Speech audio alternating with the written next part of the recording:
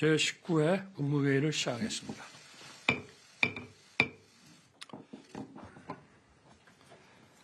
지난 일요일 기시다 총리가 일본 총리로서는 12년 만에 대한민국을 양자 방문했습니다. 3월 16일 저의 일본 방문으로 재개된 한일 셔틀 외교가 12년의 세월이 필요했지만 양국 정상이 오가는 데는 2달이 채 걸리지 않았습니다. 기시다 총리는 강제 동원 피해자들이 혹독한 환경에서 힘들고 슬픈 경험을 하신 데 대하여 가슴 아프게 생각한다고 했습니다. 어두운 과거의 역사를 외면하지 않고 진정성 있는 마음으로 대한다면 한일 양국이 당면한 어려움을 극복하고 새로운 미래를 열어갈 수 있을 것입니다. 이번 한일 정상회담에서는 경제, 산업, 과학, 문화, 인적 교류 등 폭넓은 분야에 걸친 양국의 협력 방안을 심도 있게 논의했습니다. 또 후쿠시마 오염수 처리에 관하여 우리 전문가로 구성된 현장 시찰단을 파견하기로 했습니다. 다음 주 G7 정상회의에서는 히로시마에 위치한 한국인 원폭 피해자 위령비에 한일 양국 정상이 함께 참배하기로 했습니다. 불과 얼마 전까지만 해도 상상할 수 없었던 일들이 지금 한일 간에 이루어지고 있습니다. 자유민주주의 가치를 공유하는 한일 양국이 서로 교류 협력하면서 신뢰를 쌓아간다면 한일 관계가 과거 가장 좋았던 시절을 넘어 새로운 미래를 개척해 나갈 수 있을 것입니다. 각 부처는 한일 정상회담에서 논의한 협력 사항들을 꼼꼼히 챙기고 진행시켜서 우리 국민이 그 혜택을 직간접으로 체감할 수 있도록 해주기를 당부합니다. 다음 주에 있을 G7 정상회의에서는 한미일 3국 정상회담도 개최됩니다. 지난달 국빈 방미 계기에 합의한 워싱턴 선언으로 한미 간의 대북 확장 억제를 강화하는 데 이어 한미일 안보 공조를 통해 영내 평화를 구축하기 위한 연대를 보다 공고하게 해 나갈 수 있을 것입니다.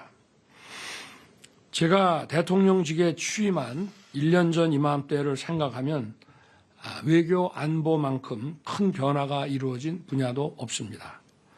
취임 후 11일 만에 이루어진 한미 정상회담을 통해 한미 동맹이 실질적으로 재건되었습니다. 작년 6월에는 한국 정상으로 처음으로 나토 정상회의에 참석했습니다. 나토 정상회의에서는 보편적 가치를 공유하는 국가들과의 자유의 연대를 구축하고 이제 지역 안보에서 글로벌 안보 상황으로 바뀐 그런 세계 안보에 대한 협력 방안을 논의했습니다. 또 나토 정상회의 계기에 여러 나라들과 양자회담을 갖고 원전, 반도체, 공급망 분야의 실질 협력을 강화하고 방산 수출 성과도 이루어냈습니다. 이제 대한민국의 방위 산업은 세계 제4대 수출국을 목표로 힘차게 나아가고 있습니다. 지난 작년 9월에는 UN 총회와 뉴욕대에서 뉴욕 구상을 발표하고 디지털 공간에서의 새로운 규범 질서 수립과 아울러서 또 디지털 격차 해소 방안 그리고 디지털 ODA를 제안했습니다. 최근 미국 국빈 방문 시에는 자유를 향한 새로운 여정을 주제로 한 하버드 연설에서 자유를 침해하는 디지털 기술의 악용을 막기 위한 세계 자유시민의 연대와 협력 필요성을 강조했습니다. 지난 1년간 저는 대한민국 1호 영업사원으로서 정상 세일즈 외교를 폈습니다. 지난해 11월 사우디 빈살만 왕세자 방한 기기에 약 40조 원에 달하는 26건의 MOU를 체결했습니다. 그 첫 성과로 올 3월에 약 9조 3천억 규모의 S-오일 샤인 프로젝트 기공식을 가졌습니다. 특히 올해 1월 UAE 국빈 방문에서는 300억 불 규모의 전략적 투자를 유치했습니다. 이러한 대규모 오일머니의 국내 투자를 통해 우리의 유망 스타트업, 벤처, 중소기업이 글로벌 강소기업으로 도약하는 데 큰 힘이 될 것으로 기대합니다. 앞으로 경제를 외교의 중심에 두고 우리 제품의 수출 확대와 해외 첨단 기업의 국내 투자 유치를 위해 열심히 뛸 것입니다. 북한의 선의에만 기댔던 대한민국의 안보도 탈바꿈했습니다. 우리의 삼축 방어 체계를 한층 강화하고 있습니다. 또 과거 몇 년간 중단되었던 한미 연합훈련을 재개하고 실전 훈련을 한층 강화했습니다. 재래식 군사력을 바탕으로 했던 한미 상호 방위 조약은 핵 능력을 기반으로 업그레이드 되었습니다. 정상 차원의 합의 문서인 워싱턴 선언과 핵 협의그룹 창설을 통해 미국은 핵무기를 포함한 전례 없는 수준으로 대한민국에 대한 방위를 약속하였고, 대한민국은 미 핵 자산 운용에 관한 공동기획, 공동실행을 통해 확장 억제를 한층 강화할 수 있게 됐습니다. 제1차, 2차 세계대전의 참상을 겪은 국제사회는 지난 70년간 주권 평등, 영토 보존, 분쟁의 평화적 해결이라는 규범에 기반해서 질서를 구축하고 자유평화 번영을 구현해 왔습니다. 우리 대한민국 헌법은 정부와 국민에게 이러한 국제 규범도 국내법과 같이 준수하도록 규정하고 있습니다. 따라서 우리 정부는 분쟁의 군사적 해결과 힘에 의한 현상 변경을 반대해 왔습니다. 특히 안보와 경제가 국제 협력하에서 이루어지는 것인 만큼 국제 규범의 존중과 그 준수는 매우 중요합니다. 우리 정부는 지난 1년간 규범에 입각한 국제 질서를 존중하고 국제사회에서 우리의 경제 역량에 걸맞는 책임과 기여를 다함으로써 글로벌 질서의 중심으로 뛰어들었습니다. 치열한 지정학적 경쟁과 다층적 국제관계 속에서 우리 대한민국이 세계 평화와 번영의 허브 역할을 수행해 나갈 것입니다.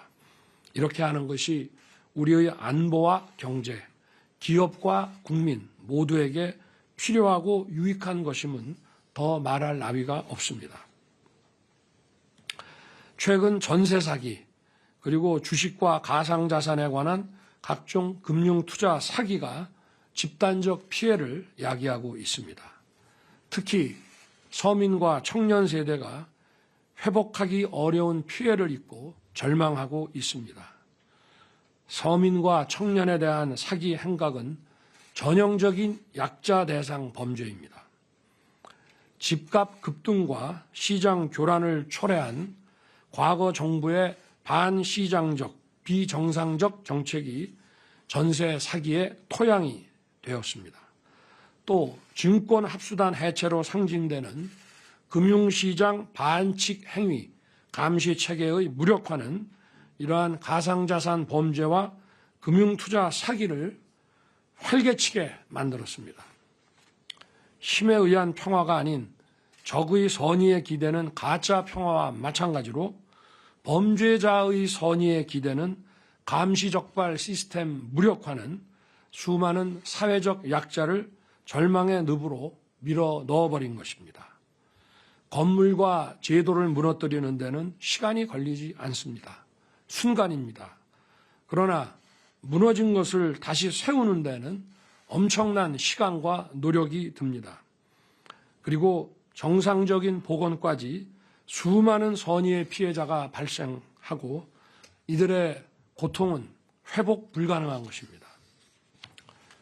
과거 정부의 검찰개혁 과정에서 마약 조직과 유통에 관한 법 집행력이 현격히 위축된 결과가 어떠하였는지 국민 여러분께서 모두 목격하셨습니다. 우리 정부는 출범 후 중요 마약 범죄에 대한 법 집행력을 회복하고 검경 합동수사본부를 설치하는 등 마약 청정 국가를 만들기 위해 노력해 왔습니다. 최선을 다할 것입니다. 그러나 무너진 시스템을 회복하고 체감할 만한 성과를 이루기에는 시간이 필요합니다. 거야 입법에 가로막혀 필요한 제도를 정비하기 어려웠던 점도 솔직히 있습니다. 오는 5월 16일 6년 만에 다시 민방위 훈련을 재개합니다. 그간 가짜 평화에 기댄 안보관으로 민방위 훈련이 실시되지 않았습니다. 국민 스스로를 지키는 민방위 훈련은 제대로 해본 것과 그렇지 않은 것은 실제 상황에서 국민 자신의 안전을 확보하는 데 큰 차이가 있습니다. 반복적이고 실제적인 훈련으로 실제 상황에 대처하는 민방위 훈련을 세계 많은 나라가 실전처럼 실시하고 있습니다.